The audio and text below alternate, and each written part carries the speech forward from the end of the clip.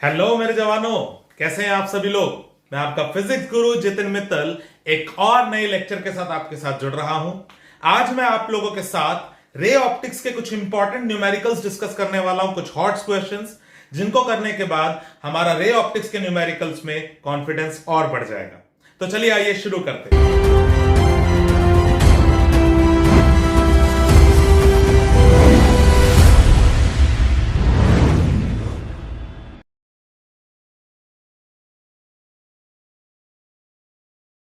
तो मेरे दोस्तों, पढ़ा आप लोगों ने पहला सवाल। पहले सवाल में हमें image of a small electric bulb fixed on the wall, आपको एक बल्ब और उसके एक वॉल मतलब एक स्क्रीन के बीच का डिस्टेंस फिक्स है, गिवन है। तो लेट्स से ऑब्जेक्ट और स्क्रीन के बीच का डिस्टेंस आपको गिवन, लेट्स से डी। तो कह रहा है कि एक कॉन्वेक्स लेंस का इस्तेमाल करके आपने इमेज ऐसी बनाई है। What is the maximum possible focal length of the lens required. क्या मैक्सिमम फोकल लेंथ होनी चाहिए इस कॉन्वेक्स लेंस की जिसका इस्तेमाल आपने किया होगा। तो एक इंपॉर्टेंट कॉन्सेप्ट है फॉर जेई ऑल्सो, आपको याद रखना है। लेट्स से वो फॉर्मूला डिराइव करता हूं। सपोज ये x है तो ये क्या हुआ, d माइनस एक्स। तो मैं कह सकता हूं u is minus x, v is d minus x. If I use 1 by f is equal to 1 by v minus 1 by u and solve it, तो मेरे पास आ जाएगा okay oh yes. So dx minus x square is equal to f d. तो मैं लिख सकता हूं x square minus d x plus f d is equal to 0। तो थोड़ा सा 10वीं क्लास पे वापस जाते हैं। अगर ये मेरे पास कोई भी क्वाड्रेटिक इक्वेशन बनी है तो इसके रूट्स इसके रूट्स पॉसिबल तभी हो सकते हैं जब b square minus 4ac for possible answer और roots is greater than 0, basically greater than equal to 0. So d square minus 4 into 1 into fd is greater than equal to 0. d square is greater than equal to 4fd. f is less than equal to d by 4. मतलब maximum जो value f की हो सकती है वो d by 4 होगी। तो ये हमारे पास एक कॉन्सेप्ट बन गया जो आपको याद रखना है। And in this question, NCERT question, आपको ये d 3 मीटर्स गिवन। तो मतलब जो f रिक्वायर्ड है वो 3/4 मीटर यानी कि 0.75 मीटर या 75 सेंटीमीटर हो जाएगा। क्वेश्चन समझ आया पक्का। और इसे अब आप 1 मार्कर के लिए एज अ फॉर्मूला भी याद रख सकते हो। जेई और नीट के लिए भी एक इंपॉर्टेंट कॉन्सेप्ट है कि कभी भी ऑब्जेक्ट और स्क्रीन के बीच का डिस्टेंस गिवन हो और आपको बोला जाए क्या मैक्सिमम पॉसिबल फोकल लेंथ की आप लेंस को यूज कर सकते हो कि इमेज पर क्लियर, स्क्रीन पर क्लियर इमेज आपको मिल जाए। तो it's f is equal to d by 4। Okay, आइए अगला सवाल देखते हैं।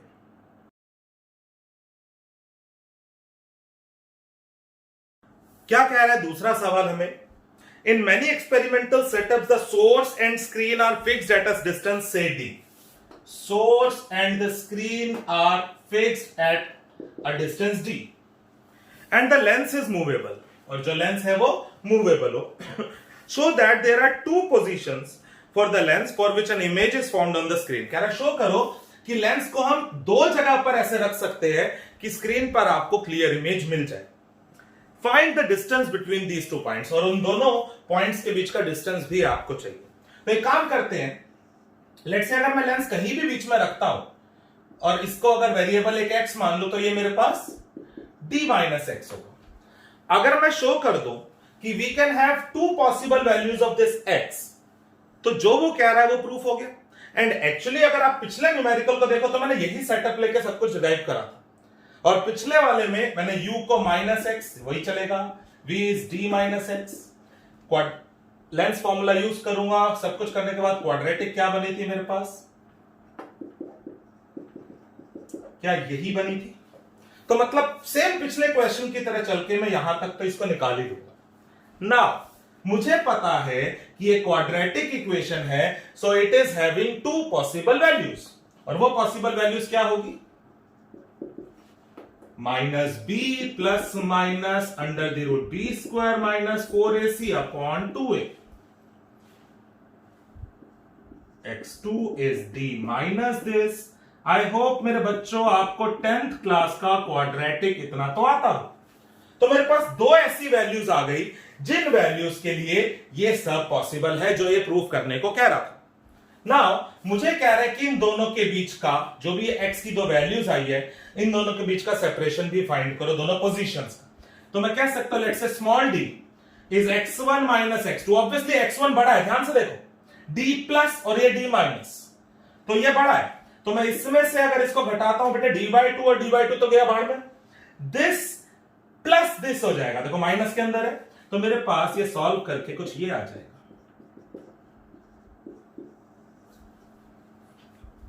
क्लियर है बच्चे यहां तक?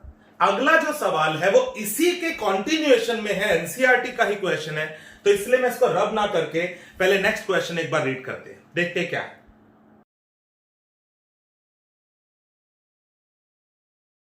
मैं बहुत क्लियरली इस सवाल को एक बार पढ़ देता हूं आपके लिए। A screen is placed 90 centimetre from an object, that means this d is given as 90 centimeter. The image of the object on the screen is formed by a convex lens at two different locations. दो अलग अलग locations पर रखकर ये image form करी गई है, तो जरूर ये x1 और ये x2 मेरे को आइडिया दे रहा है कि ओके दो positions given, separated by 20 centimetre, that means ये स्मॉल d गिवन है जी मेरे को। पता लग रहा है कि कैसे पिछले सवाल से ही कंटिन्यूएशन में है। कह रहा है determine the focal length of the lens. तो अगर मैं इस क्वेश्चन को स्टार्टिंग से करूं पिछले वाले को ना सोच के, तो मैं सेम यही सब करता, x लेता d माइनस एक्स, पहले क्वाड्रेटिक बनती, x1 x2 की वैल्यू निकालता, d की वैल्यू ही आ जाती। नाउ सी, मुझे स्मॉल d गिवन है, मुझे कैपिटल D गिवन है, तो मुझे f निकालना है। अगर मैं इसको फर्दर सॉल्व करता हूं, d स्क्वायर इज दिस, तो f की value is d square minus small d square upon में 4 capital D, and if I know d as 90 centimetre, small d as 20 centimeter, I can easily find this f. And again, another important formula for NEET and JEE aspirants also. क्या ये समझ में आए हैं आपको ये दोनों सवाल कि दोनों एक दूसरे से रिलेट? इनफैक्ट अगर देखा जाए तो जो फर्स्ट क्वेश्चन हमने करा वो भी इसी कॉन्सेप्ट पे बेस्ड था, बस वहां दो पोजीशंस की नहीं बात हो रही थी, मैक्सिमम पॉसिबल फोकल लेंथ मांग रहा था। आई होप ये तीन क्वेश्चंस हम सभी को समझ में आए। पक्का? बहुत इंपॉर्टेंट क्वेश्चंस आज के लेक्चर में मैं डिस्कस कर रहा हूं। अभी देखते हैं और कुछ इंपॉर्टेंट क्वेश्चन। चलिए आगे बढ़ते हैं।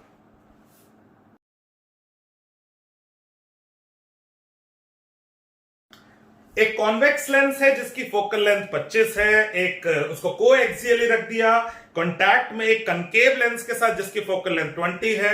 Determine the power of the combination. तो आपको f1 गिवन है एज 25, कॉन्वेक्स है तो प्लस में, एंड f2 गिवन है एज 20 सेंटीमीटर, कनकेव है तो माइनस में। अब हमें पता है कि अगर दो लेंसेज को हम कंबाइन, थिन लेंसेज को कंबाइन करके रख देते हैं, तो नेट फोकल लेंथ फाइंड करने के लिए formula is So 1 by f is 1 by 25 minus 1 by 20। चलो एलसीएम लेते हैं, क्या करें 100 ले लें, चलो ले लेते हैं, माइनस 5 हुआ, f की वैल्यू इज माइनस 100 सेंटीमीटर। तो अगर f ये है तो मैं इसको माइनस 1 मीटर बोल सकता हूं, तो power is 1 by f is minus 1 dioptre.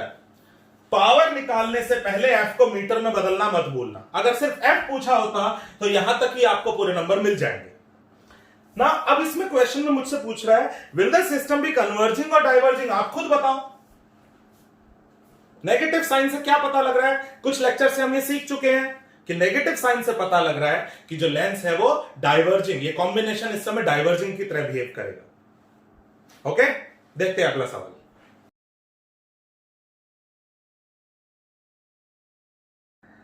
बच्चे बहुत ही मजेदार सा ये सवाल है। इस सवाल को डिस्कस करने से पहले मैं एक कॉन्सेप्ट आपके साथ डिस्कस करता हूं जो एक्सपेरिमेंट भी हमारे सिलेबस में है, हम इसे परफॉर्म भी करते हैं लैब में। अनफॉर्चुनेटली ये पूरा साल हम लोग कोविड के चक्कर में स्कूल इतना विजिट नहीं कर पाए, इतने ढंग से लैब्स को विजिट नहीं कर पाए, तो मैं यहां पर कोशिश करता हूं आपके साथ इस एक्सपेरिमेंट को समझाने की। मान लो एक प्लेन मिरर के ऊपर अगर मैं एक कॉन्वेक्स लेंस को रख दूं, ये बिल्कुल इसको टच करके,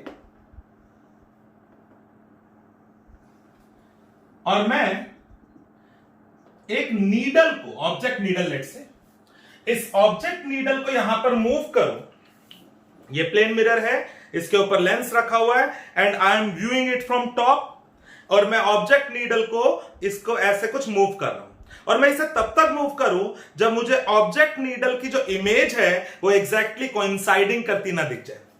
मतलब जो इसकी इमेज मुझे दिखे वो बिल्कुल अगर ऐसे दिख जाए, वहां मैं एक्सपेरिमेंट को रोकूंगा और ये जो भी लेंथ आई है मैं इस लेंथ को मेजर कर लूंगा, और ये जो लेंथ होगी वो इसकी फोकल लेंथ होगी। 1 मार्क क्वेश्चन बोर्ड एग्जाम में भी आ चुका है इस पे बेस्ड। अभी जरा समझते हैं यार ऐसा हुआ क्यों, why this is the focal length of this lens, या जो भी प्लेन मिरर के ऊपर पड़ा हुआ। देखो हुआ क्या होगा, अगर मैं सोचूं यार यहां से अगर कुछ भी रेज निकली तो ये इसी पॉइंट पर, भाई ऑब्जेक्ट जहां पर है उसी जगह पर इमेज तभी बन सकती है जब रेज जैसी गई वो एग्जैक्टली रीट्रेस हो गई।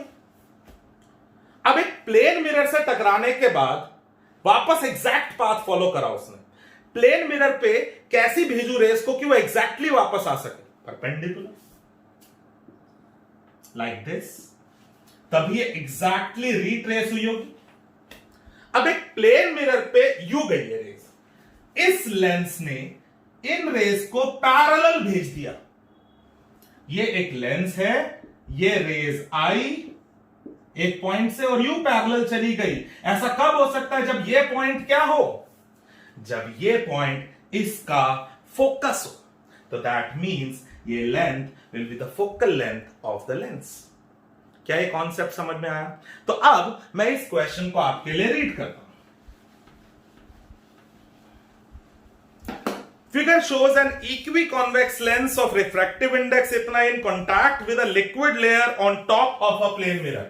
एक प्लेन मिरर है, एक इक्विकॉन्वेक्स लेंस है, इक्विकॉन्वेक्स मतलब दोनों आर सेम है, और ये इक्विकॉन्वेक्स बीच में एक लिक्विड की लेयर है,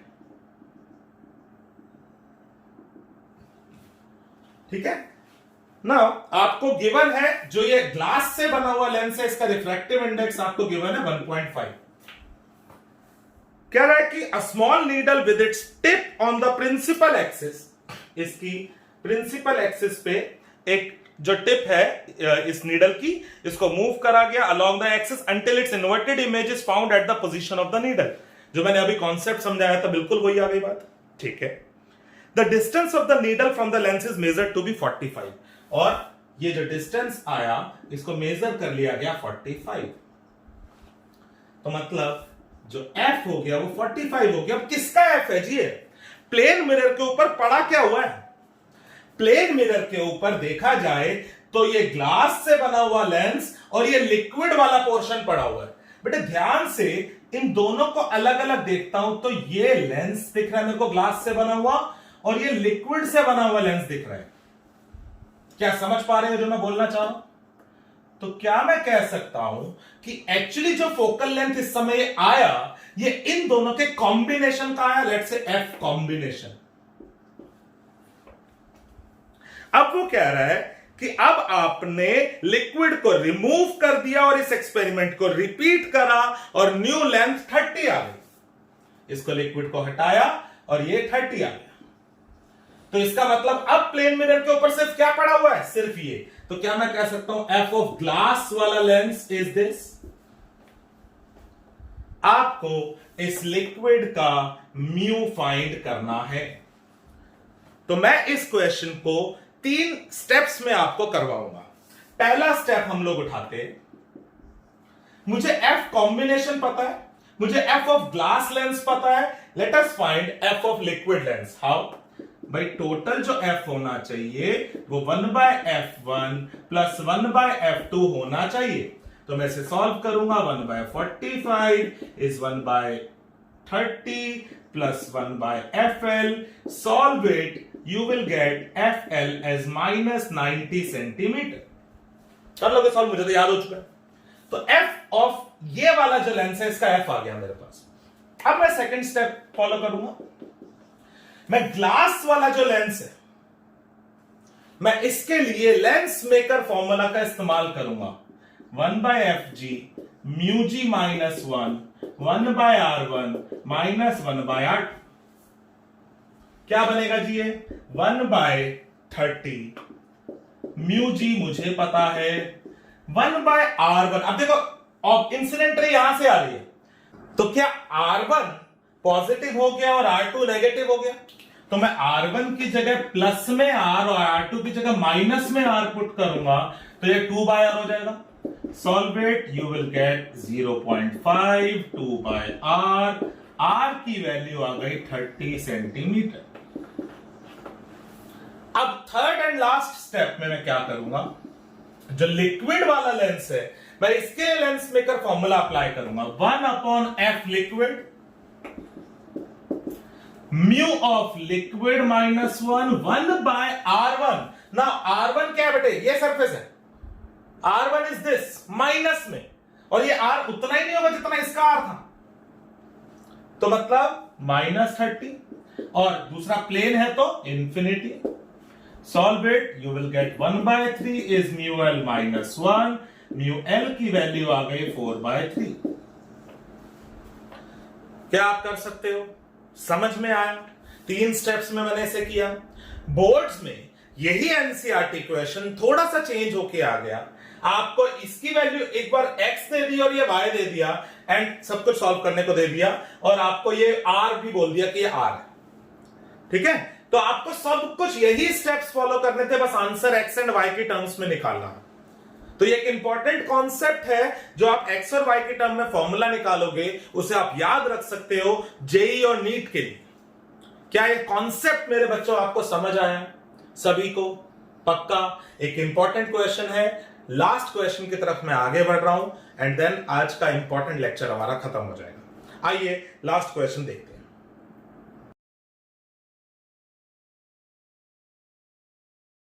ऐसा ही कुछ बना हुआ है अगले सवाल में।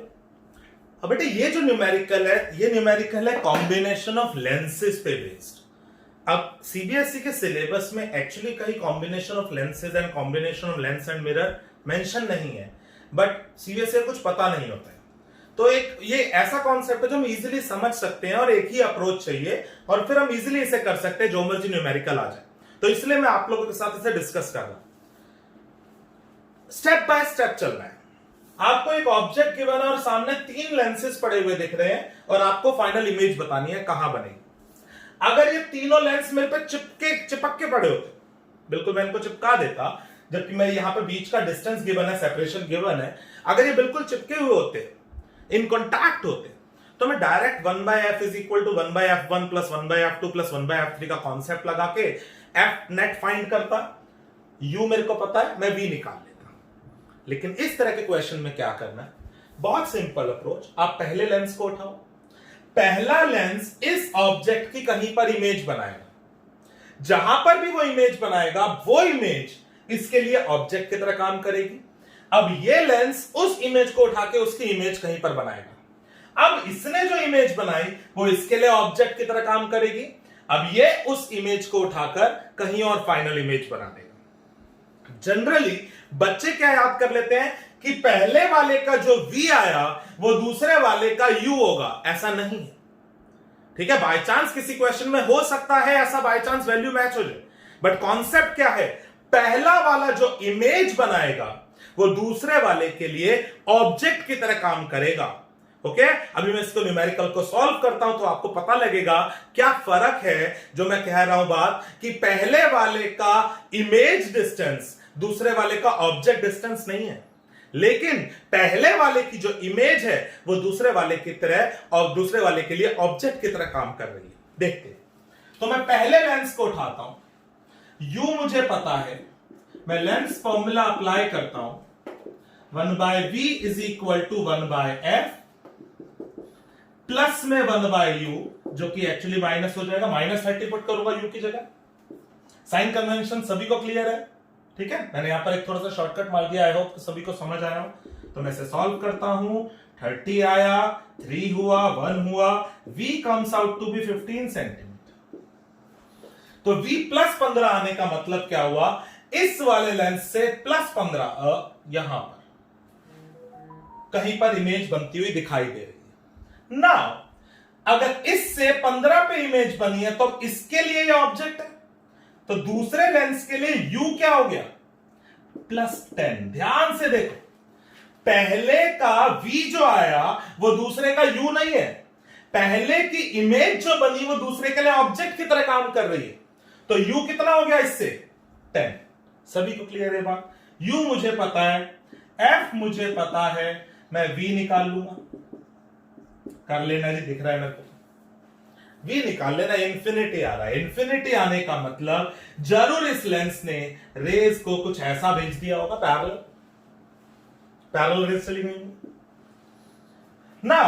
तीसरे लेंस के लिए तो सोचना ही बड़ा आसान हो गया, अगर पैरेलल रेज आ रही है तो ये लेंस जरूर फोकस पे इमेज बना रहा होगा, यानी इसके लिए 30 आना चाहिए।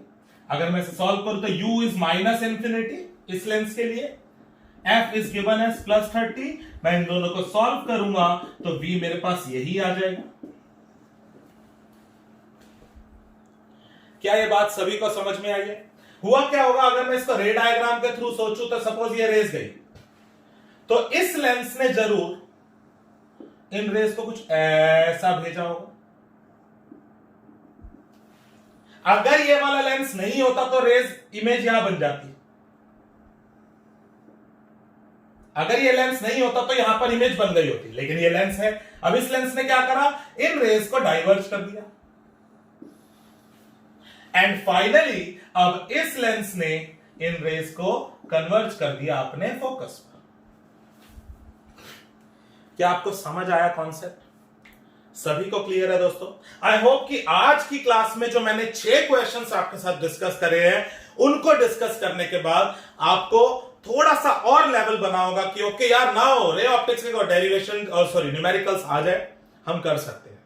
ठीक है, न्यूमेरिकल्स की अगर बात करूं तो अब मेरे पास सिर्फ और सिर्फ प्रिज्म के डेविएशन वाले न्यूमेरिकल्स के टाइप बचे। ठीक है, एक और लेक्चर बना के मैं वो न्यूमेरिकल्स और आपके साथ डिस्कस कर लूंगा, देन हम रे ऑप्टिक्स के न्यूमेरिकल्स के साथ पूरी तरह तैयार है लड़ाई लड़ने के लिए। तैयार है ना? तो चलिए मिलते हैं नेक्स्ट लेक्चर में, प्रिज्म के कुछ न्यूमेरिकल्स भी देख लेते हैं। Bye bye, love you all.